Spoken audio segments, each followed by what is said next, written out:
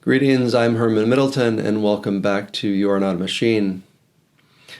As I mentioned in my last video, Hannah Arendt saw firsthand the rise of totalitarian fascism in her home country of Germany. She saw that the lack of appreciation for what one has, which includes intangibles such as one's culture, one's history, the cultural and physical institutions that one has inherited, and when one inherits something, one often takes it for granted. These kind of things provide the soil within which totalitarian revolution and control can take root. Arendt's first quote that we're going to look at reflects this. Here's the quote. Totalitarianism begins in contempt for what you have. The second step is the notion, things must change, no matter how. Anything is better than what we have. Totalitarian rulers organize this kind of mass sentiment, and by organizing it, they articulate it. And by articulating it, they make the people somehow love it, admire it, feel at one with it. It does not even have to be a majority. The only condition is that the masses do not interfere. Totalitarianism appeals to the very dangerous emotional needs of people who live in complete isolation and in fear of one another. And that's from her work, The Origins of Totalitarianism. Once enough people are convinced that the current situation is unacceptable, they are more easily susceptible to the utopian visions that are sold to them by the people who have been peddling dissatisfaction.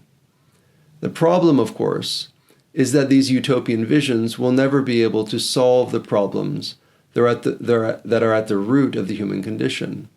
Sickness and happiness and death are part of the human condition that humans will never be able to completely solve.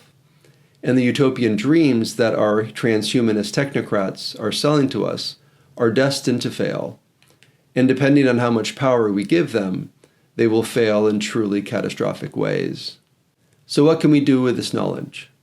Many writers have pointed out the incredible importance for human flourishing of gratitude. Rather than focusing on what is wrong with our lives and with the world around us, we should always begin with what is right.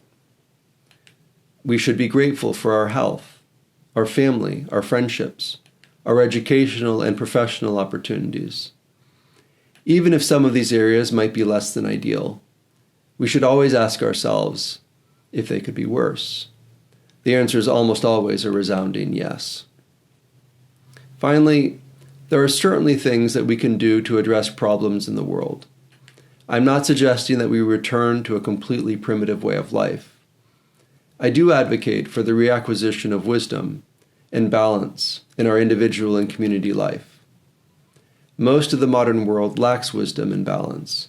It lacks an appreciation for the good things of the past. It lacks an understanding of human limits. It doesn't know what true human flourishing looks like, and it immediately assumes that new scientific and technological advances are good things. So, gratitude for the blessings that we have, and a healthy skepticism towards revolutionary changes, especially in the realm of technology, are good places to begin to push back against the creeping totalitarianism that many of us are encountering. Okay, that's it for today. I hope you enjoyed this first foray into the work of Hannah Arendt. As always, stay tuned for more by subscribing and downloading the How Did We Get Here reading list. As always, the link is below this video. Thanks again for joining us, and we'll see you soon.